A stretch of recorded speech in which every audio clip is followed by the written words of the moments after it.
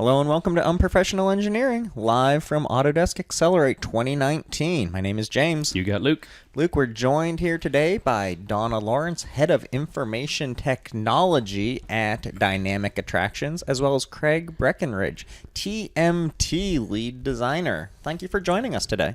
You're welcome. Thank you for having us. I have to ask, what is I have no idea what TMT Lead Designer is, and if it's a really long answer, just No, make it's a really short one. Okay. It's a short one. We can deal with this really It's only quick. 3 letters. Yeah, it's 3 letters. 30-meter telescope. Oh. So it's a telescope with a 100-foot mirror. That was Not a way big deal. easier than I thought it was going to Yeah. I agree. be. Okay, and, So- we'll come back to the telescope in a Yeah, minute. no problem. Absolutely. And we want to get into everything that you do that's awesome. But first, we want to kind of determine, are you more of a James or are you more of a Luke? So we have a little game that we Meaning, want are to you play like with you. a nice person like me, or are you more, I don't know, not nice like James? All right, moving on.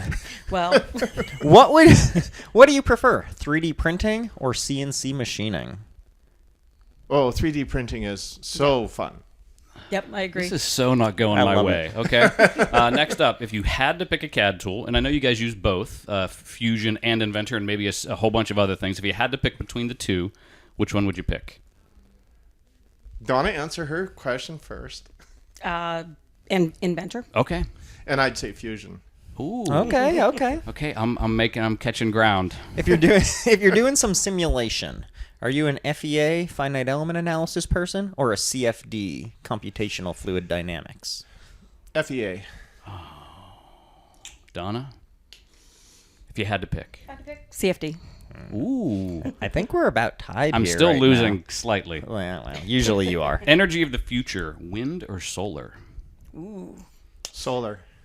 Solar. Okay. Love the way this is going. Last but not least, wings or tacos?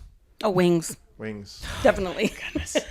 2 more in Camp James. This is Oh outstanding. my goodness. This is not going at all how I had You'll get planned. someone eventually, Luke. Yeah. Oh, goodness. Okay, so first of all, I've had the pleasure of working with your data sets in the past. I've been with Autodesk for a bunch of years, and Too many, some might say. yeah, they might say. And the roller coaster data set is still one of my favorite data sets. So give us the story on the roller coaster, if you don't mind, Craig. I think you were involved with some of that, and just to put it in people's minds, this was basically a roller coaster with a robotic arm attached to it. It was a concept where we would take a robot, stick it on top of a ride vehicle, and then put it on top of a roller coaster track.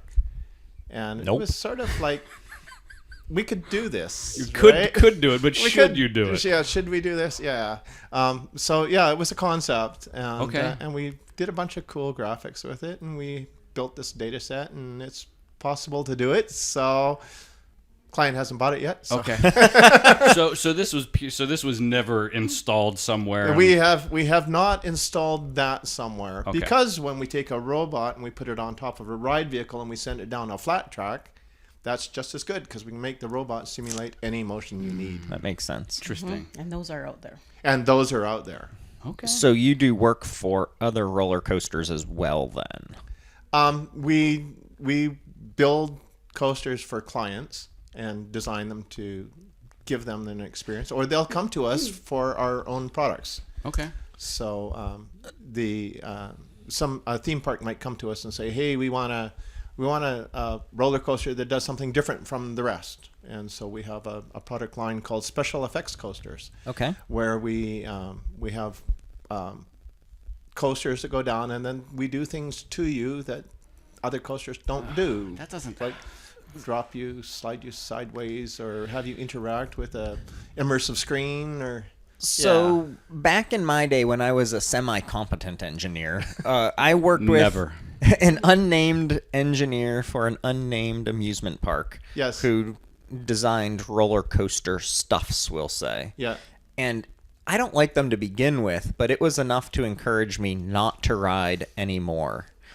Do you two ride roller coasters, or is... Oh, yeah. Oh, Well, yeah? Of course Oh, we yeah. do. have to ride them. So I went to I went to Universal this past, and have loved roller coasters. Yeah. And I'm guessing something happened to me at some point in time in the last like 2 years. Aging, yes. And I'm fairly certain it's my age. And literally, I can't do anything like the roller coasters where you're not really moving, but you're on like a gimbal, and they just kind of move you around. It messes with your perception and your ears. So those are some of the things you do. We do that kind of stuff. That really like messes with me. It's like I know, and I'm an engineer. I know in my head I'm not actually moving, but I feel like I'm moving, and it really messes with you. Sometimes you're moving a bit. Yeah, it was. It's interesting. Okay. So I know. Pointers, just don't eat before you go on them. Yeah, don't eat. Yeah. That's good advice. So I know we got all excited here talking about roller coasters, but can we take a step back and could you tell us a little bit about what it is you do, like a day-to-day kind of thing? Telescopes and amusement rides.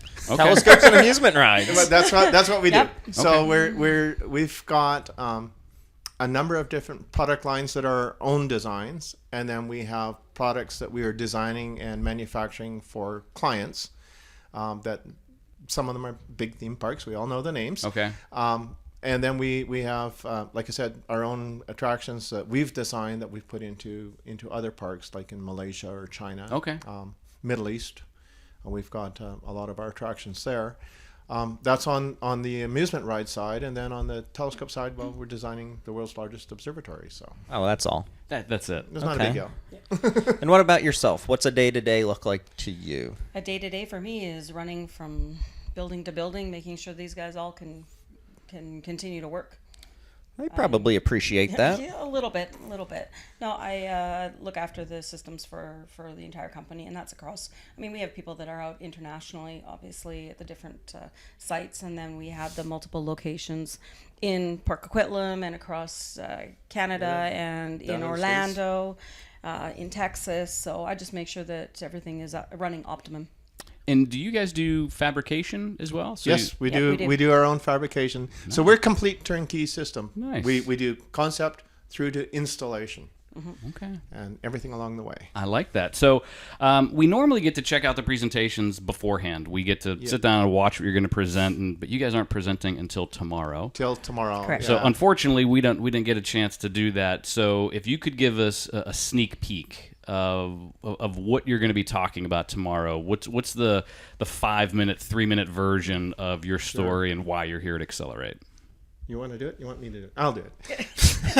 As you can tell, Craig's the talker of the group. I like it. Yeah, I'm the presenter, right? No, I'm the one with the background. So in sort of like the 50,000 foot overview of what we're going to be presenting tomorrow is just how we maintain accountability through our ride systems we're not even going to talk about ride systems. We're going to use the telescope as an example, but how we maintain our accountability to our clients, to our own resources, to our engineers, just how we track that all the way through and how we've connected the various products that we use together in order to do that.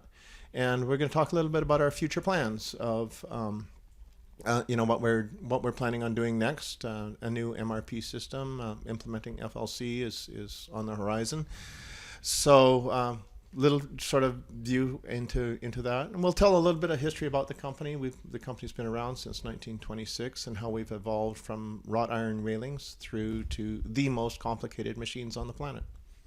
And did I read somewhere or see a video where you retired and they I- called you out of retirement? Oh, no. Yeah. So I retired in 2014. Even though I was retired, I was still doing contract work for the company. Okay. While I went off and did humanitarian work elsewhere. And the contract for the final phase of the design of the telescope project got awarded to the company, and so I sent off a letter of congratulations, and they called me out of retirement to finish it off. So I've worked on that project for 14 years. Okay, Craig always said the only one thing he would come out of retirement for is that project. This project, yeah. Will it be done soon so you can go back to being retired? Yeah, so I mean, if not, I'm happy to retire for you. Yes, so the design phase of this project will be done at the end of November. Okay. That will be it, model complete. And then you're done. And then we'll I'm go into feeling like that's a manufacturing. no. Okay. Then we'll go into manufacturing. And then of you'll course- be on contract basis and, again. no, I'm just going to stay like staff now. So I'm going to see it through until it's installed. Okay. So that's quite a few years down the road. Okay. I will be well past my official retirement age, but going to just continue, see it all the way through. I want this thing built, and it will get built, and I'll see it done. I'm sure it's going to be as complex as that model is, I'm sure it's going to be a super simple after you're done with the design. Until there'll be no changes at all no that changes, you'll have to worry no about. changes at all. No, nothing, no changes expected at all. So, I ask all the hard questions out of the two of us. So I want to know, once you retire, I assume they had a retirement party for Yeah. you. Great guy. Yeah. Good luck. Do you get another one if you retire again? there are people in the company that have retired twice, and they've had 2 parties. Okay. I think it's okay then. I will say many people that are at retiring age don't ever retire. Yeah. They Yeah. just love working there. And they love the stuff we do so much. It does sound like cool stuff. Extremely cool. So, speaking of the telescope, I had a chance to see some portions of that model up close and personal, and it's impressive. you. When you think of, and you've been using Inventor and CAD tools for years. Yep. When you think of the size of that model, the complexity of that model, is this something just 5-10 years ago you would have thought was even feasible to go that big? So when we first did sort of the concept and preliminary design of the telescope, we were pretty impressed by the fact that we were like 200,000 parts in Inventor and thought this was going to be really good. So this is like 2009, 2010, and we sort of thought, oh, okay, well it's it's not going to get very big. Maybe it would top at about 500,000 parts. And then in 2015, we redesigned the way that we analyzed it. The codes changed that we had to meet, and so 500,000 parts came and went pretty quickly. Wow. And then 1 million parts came and went not too long after that. In July, was the last time we counted, and we were like 1.5 million parts, and we're expecting 2 million parts in the final model by the end of November. What kind of monster machine is running something like Surface. that? It's a Surface Pro. Oh, right? yeah. No, not quite. Although we did test some Surface Pros, and they were pretty good at They're sort of nice. doing the change management stuff. But the model itself, you almost never want to open the top level assembly. Makes sense. We've got it broken down into 3 big sections, and the 3 big sections, you don't really want to open them unless you have to. But you can do it. You can do it. You just have to wait, right? Give it a day. So one of the things, of course, that comes with that when you have that many parts in assembly is you have to stop thinking about producing drawings for everything. We don't want to produce 2 million drawings. And when I say 2 million parts, we're talking unique parts. Don't get yourself fooled. We're not talking about the number of instances that we get to use the same gusset plate. We're talking about 2 million unique parts for the Inventor users. But you don't want to draw them all. So you have to start going to like lean manufacturing and model-based definition and putting the tolerancing into the model. You have to start thinking that way, and then you have to find vendors who can do the machining without having drawings to say here's what everything is. Yeah. So you have to it changes the whole way that you perceive things, and it's the sheer volume that is changing the way that we're doing things. So keep in mind, I'm a save everything to my desktop kind of guy. How do you keep these files straight? You're the ones I don't like. I'm sorry. I'm sorry. So yeah. I'm surprised she didn't backhand. I know. I was waiting for it. The look was not good. Vault, right? It's Vault. You got to have Vault. Vault. Vault is the sole source of truth. To keep everyone on the same page with the same naming structures and getting that's oh boy, that's what you use all the features that are in Vault for. So we auto number.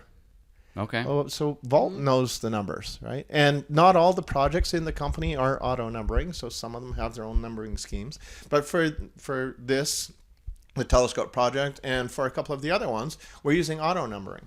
So we don't care what the number is. Doesn't matter. Right? As soon as people go and go, we don't need intelligent numbering, then we can start to get better. We're still doing a little bit. We're semi-intelligent because we want an installation drawing to be in E, and we want a reference drawing to be in R, or a schematic in S, or something like that. But that's it. The actual number sequence that comes out of Vault itself it's Vault keeps track of it all. And unique file names, so no duplication, and away you go. I'd be nervous that you would run out of numbers with 2 million. 2 million. Vault just quits numbering. I can count pretty high, but 2 million. Whew. That's got to be tough. Even with that sort of organization, it still has to be pretty tough to find what you're looking for at times. We do keywords. So you make sure that you've got keywords in your iProperties so that you can search on the keywords. So if I want to see a bogey, I can type in bogey in the search function in Vault, and it'll list all the bogeys. And we do still break it down currently by project. So we will have a project structure, a project folder. We'll have code structures within that to just break the areas down. And then you just search the one that you need to search. We've got it broken down for the structure. For instance, it's broken down to 20 different folders. And what we do with that is you can just search the ones you want, or you can search just a group of folders with the keywords that you want, and hopefully your stuff will show up in a shorter list. Or you can go into the model and browse to it. Easiest way, just go into the model. That would be me. So when you think about all the products, I looked at the description for your presentation, and it literally mentioned like almost every single Autodesk product. Other than ANSYS, I think you started with some analysis at the front end. Yeah.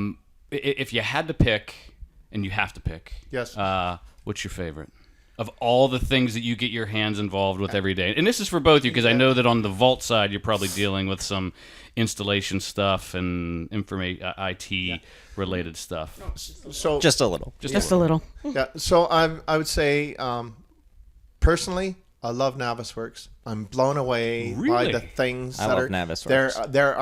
There are things you can do with Navisworks that I never even dreamed were possible. I never would have thought someone would say so Navisworks is a very integral part of our checking and documenting process. Okay. Yeah. And is it it's a lot of the clash detection installation type stuff? Clash detection, that we're not using it for the clash detection for the most part, but we're using the commenting features, the being able to zoom to. We're using some of the counting features, so we can make lists of all the angle 4 by 3 by quarter. Yeah, we can produce a list that tells us how much of that we need because it's all in the model. So that's the one that we had used it sort of rudimentary in the past before Autodesk acquired it. Okay. So we had done some fly-throughs and clash detection on a coaster ride that we built for Disney, but the stuff we can do with it now, our Navisworks file, somebody checks in a model, the Navisworks file updates. Yeah. Mm-hmm. And we just built that That's in nice. just the way that we hooked the Navisworks into Vault. So that's the big one for me. Okay. So Donna, what's yours? Mine's definitely Vault. Okay. Because I can pull, we used to have everything in Windows file, directory structure, and securities and all that kind of stuff. That way, when we have to do restores, when people overwrite things, which never happens. Never. People don't accidentally delete things, move things. So the best thing for us is the fact that we're moving all of our files. We're trying to get all of our files from Windows into actually Vault so that it's easier for everyone to be able. We've got revision control. Yep. We can roll back. There's so many positives. It helps my department. Okay. What, I think for you, what's your least favorite then? What's the worst to deploy? Maybe I'm going to get in trouble for that one. We're talking about deployments, or we're talking about both. You could be. We have a lot of product management folks here. Maybe they might be able to help and help out. Well, I got to say that when we actually are going to the newest versions of Inventor and Vault, that migration still is a huge undertaking. Yeah. 2 years ago, we went to 2018, and I had to shut down the office for a week. So rough. I actually had to shut it down over Christmas, and my guys worked tirelessly, and I told everyone else they had to go home. So everyone else was happy. Yeah. But my whole team was not happy. But we're getting most of the people happy out there. That's pretty good, right? Okay. I mean, okay. but I did hear, I was speaking with one of the Autodesk gentlemen, and he did say that 2020.2, their migration is actually going to be a lot quicker. Okay. And consistency checks and things like that. So I'm really looking forward to that. Good. Yeah. Good. That's good to hear. And that should be coming out, I think, November. Yeah. So we're looking at doing our next migration in February. So hopefully all the bugs will be out of it by then, and Yeah. we'll go with that. So you're active with all of our software. You know about Fusion 360. Yep. We talk about all sorts of generative design here at Accelerate.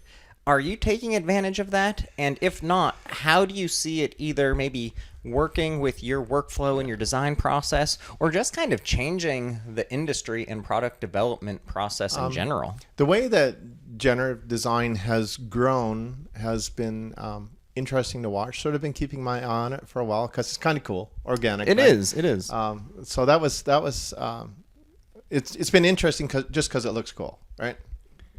When you're a designer, stuff looks cool. Yeah. Then you sort of pay attention. Yeah. Right. So that was always kind of interesting to it. But as the additive manufacturing has grown, as machining technologies have been able to link in better and stuff like that, then you start to look at it and go, I wonder if there's a way we can do this. I wonder if there's an advantage to us. So we come up with, we come up with a concept, or somebody comes to us with a concept, and then we go through a bunch of iterations. And like was said in one of the talks that we heard, you if you're doing it sort of the old school way, you come up with one or two options and you chase one of those. And maybe it's not the best one, but you chase an option.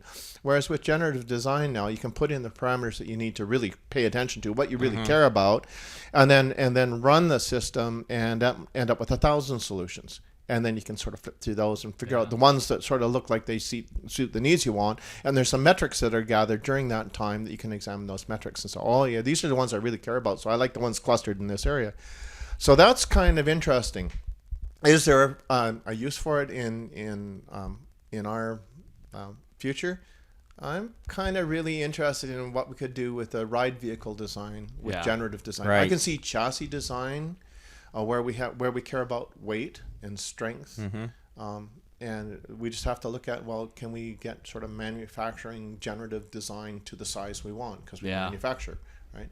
So there could be sort of something in the future. Definitely bears investigation. Yeah. So That's cool. Very much so. Well, as much fun as this has been, I'm getting the signal that it is time to send you back on your way. So thank you both very much for joining us. It's been a ton of fun, at least for me. Hopefully everyone listening also enjoyed themselves. But until next time. See ya.